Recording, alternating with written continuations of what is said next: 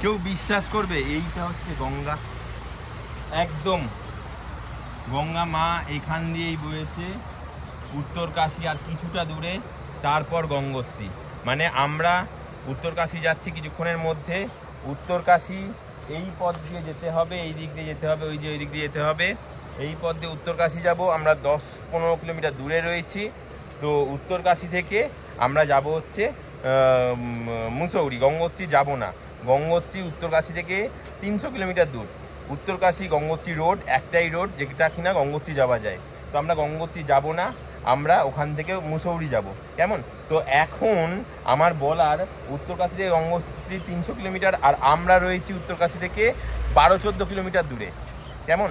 কালকে আমরা এই এই এই এই হোটেলটাতে আমরা ছিলাম। এই হোটেলটাতে আমরা রাত্রিবাস করেছি। হোটেলটা দেখো কীরকম। আমরা ছিলাম হচ্ছে এই যে সিদে, এই ঘরটাতে আমরা ছিলাম। আর বাবা মা ছিল হচ্ছে এই ঘরের এই তলায়, এই ঘরের পাশের ঘরটাতে। এইটা হচ্ছে রোড। কেমন? এইটা হচ্ছে রোড দিয়ে ওই সিঁড়ি দিয়ে নেবে এই ঘরের পাশের ঘরটাই ছিল। এইবার দেখো সামনে থেকে দেখলে মনে হচ্ছে একটাই ফ্লোর আর ওপরে একটা ফ্লোর।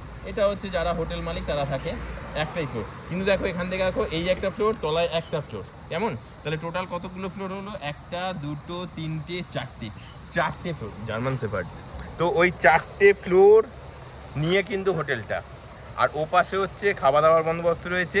যাই হোক, তো আমাদের যেটা মেন বলার, যেটা মনে রাখার, সেটা হচ্ছে এই গঙ্গোত্রী থেকে এই জলটা এখান অবধি এসছে 314 থেকে 15 কিলোমিটার। 314 থেকে 15 কিলোমিটার। জলের আওয়াজ তো আশা করি পাচ্ছই, এরকম সুন্দর জলের আওয়াজ। এইটা হচ্ছে গঙ্গা। এই গঙ্গা বয়ে বয়ে বয়ে বয়ে গিয়ে চওড়া হতে আমাদের শহর কলকাতাতে বিশাল আকার ধারণ করেছে। ভাবা যায়? জয় মা গঙ্গা।